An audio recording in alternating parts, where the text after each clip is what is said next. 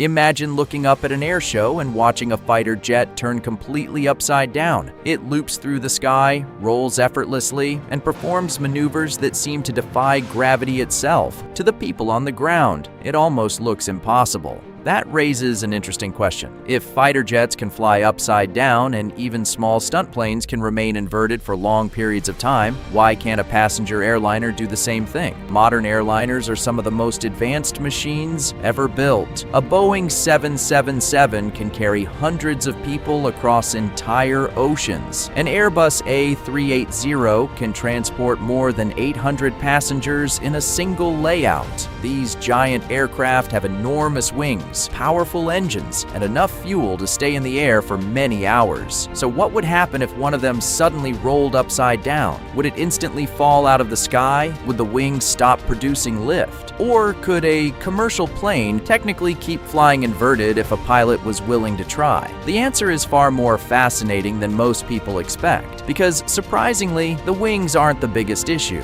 Welcome to the Explains. Today, we're uncovering why commercial airplanes don't fly upside down. To understand the answer, we first need to clear up one of aviation's biggest misconceptions. Many people believe a large airliner simply can't roll over in the first place. That isn't entirely true. Commercial aircraft regularly bank while turning. Most passengers barely notice because airlines prioritize comfort, so turns are usually gentle. But modern airliners can actually reach bank angles that would make many people very uncomfortable. The airplane itself is not incapable of rolling. History even gives us an incredible example. In 1955, Boeing test pilot Alvin Johnston was demonstrating the Boeing 367-80, the prototype that would eventually lead to the famous Boeing 707. During the demonstration, Johnston performed a complete barrel roll, not in a fighter jet, not in a stunt plane, but in a large jet aircraft that would become the ancestor of modern passenger aviation. The crowd was stunned. Boeing executives reportedly weren't thrilled either. Yet, the airplane completed the maneuver without any damage. That story surprises many people because it seems to destroy the idea that passenger aircraft can't fly upside down, and technically, it does. A large airplane can pass through an inverted position, but passing through upside down and staying upside down are two completely different things. Johnston's barrel roll was carefully executed so the airplane maintained positive G-forces throughout the maneuver. At no point was the aircraft simply hanging upside down in the sky, and that distinction is extremely important. The first thing many people blame is the wings. Passenger jet wings have a curved shape that generates lift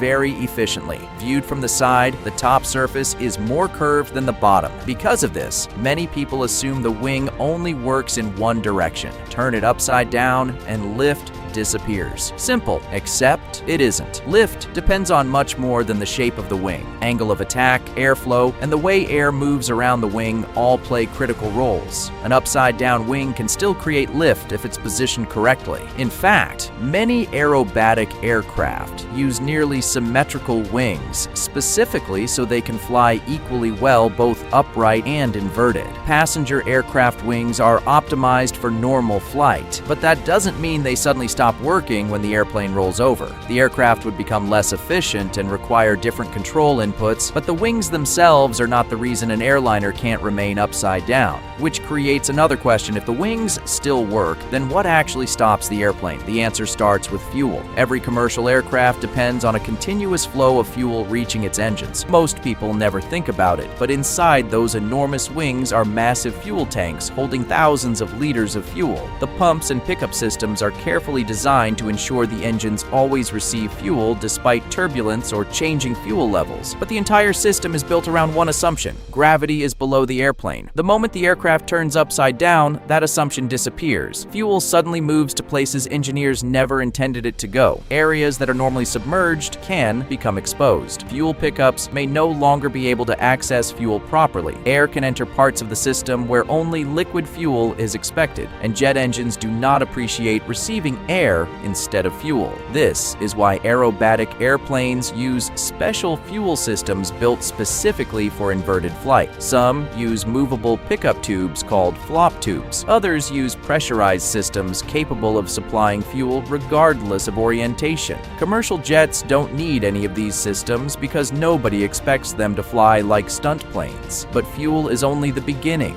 The next challenge is even more important: oil. Inside every jet engine are components spinning at astonishing speeds. Bearings, shafts, and countless moving parts depend on a constant supply of lubrication. The oil system collects, circulates, cools, and redistributes oil throughout the engine, and just like the fuel system, gravity plays a major role. If the airplane remains inverted, oil begins moving away from the locations where engineers expect it to collect. Pickup points may stop functioning correctly. Lubrication can become inconsistent. The longer the aircraft stays upside down, the greater the risk of damaging critical engine components. Aerobatic airplanes solve this problem with specialized inverted oil systems. Passenger jets don't have them because there's never been a need, and we still haven't reached the biggest problem, because while the airplane systems are struggling, something even more dramatic is happening inside the cabin. Most of us are familiar with positive G-forces. When a roller coaster drops or a fighter jet climbs sharply, your body feels heavier because you're being pushed into your seat. Negative G-forces do the exact opposite. Instead of being pushed downward, you're pulled upward. If a passenger jet remained upside down, everyone inside would suddenly be hanging from their seatbelts. Anyone not buckled in would simply fall toward the ceiling. Drinks would leave their cups. Phones would fly from people's hands. Laptops, food trays, bags, magazines, and countless loose objects would become airborne. Cabin crew would struggle to move. Service carts could turn into dangerous projectiles. Everything inside the aircraft would begin behaving in ways it was never designed to. And the human body doesn't enjoy negative G-forces either. With positive G-forces, blood moves toward the lower parts of the body. With negative G-forces, blood rushes toward the head. Pilots call this a readout. Blood vessels in the eyes swell, vision can be affected, and severe discomfort appears very quickly. Humans tolerate positive G-forces much better than negative ones. So even if the airplane could remain inverted, the people inside certainly wouldn't enjoy the experience. But that leads to another question. If these problems are so serious, how do fighter jets manage it? The answer reveals just how different military aircraft really are. A fighter jet is designed from the very beginning to operate in unusual orientations. Its fuel system is engineered for extreme maneuvers. Its oil system is designed to work during changing G-forces. Its structure is built to handle enormous loads in many directions. And perhaps most importantly, its mission demands those capabilities. A commercial airliner has a completely different purpose. It isn't designed for combat. It isn't built for aerobatics. Its mission is transporting hundreds of people safely, comfortably, and efficiently from one airport to another. Every design choice reflects that goal. Passenger aircraft are optimized for reliability, fuel economy, comfort, and millions of hours spent cruising upright through the atmosphere. Creating an airplane capable of long periods of inverted flight would require extra systems, extra maintenance, additional complexity, and more weight, all to solve a problem airlines never face. And in aviation, unnecessary weight is something engineers fight desperately to eliminate. That brings us to the final challenge: the structure itself. Passenger aircraft are incredibly strong. Modern wings flex dramatically during flight. During turbulence, takeoff, and landing, these airplanes experience forces that would surprise most people. But aircraft are designed around expected loading conditions. Most of those loads occur while the airplane is upright. The wings are intended to support weight in a particular direction. The fuselage experiences forces engineers fully understand and account for. The entire aircraft is optimized around predictable operating conditions. Could the structure survive a short period of inverted flight? Probably. Could it survive a carefully executed maneuver? History suggests yes, but remaining upside down for an extended period places loads on the aircraft that offer absolutely no practical advantage. Commercial aviation is all about minimizing risk. Flying inverted introduces risk while providing no benefit whatsoever, and that is the real reason passenger airplanes don't fly upside down. It's not because they would instantly fall from the sky. It's not because the wings would suddenly stop producing lift, and it's not because pilots physically cannot roll the aircraft. The real answer is much more interesting. Passenger airplanes are built around one simple assumption: gravity will always be beneath them. The fuel system assumes it. The oil system system assumes it. The hydraulic systems assume it. The cabin assumes it. The passengers assume it. The entire aircraft is engineered around that expectation. The moment gravity begins acting in another direction, thousands of carefully designed systems start operating outside the conditions they were created for. The airplane may continue flying for a short time, but it is no longer functioning as the machine it was designed to be. And that's why, despite carrying hundreds of people, crossing entire oceans, and remaining airborne for thousands of miles, modern passenger aircraft spend their entire lives flying one way up. If you enjoyed this video, subscribe for more hidden engineering stories, incredible design secrets, and answers to fascinating questions about the machines that shape our world. And if there's another technology you'd like us to explore, leave your suggestion below. Thanks for watching, and we'll see you in the next video.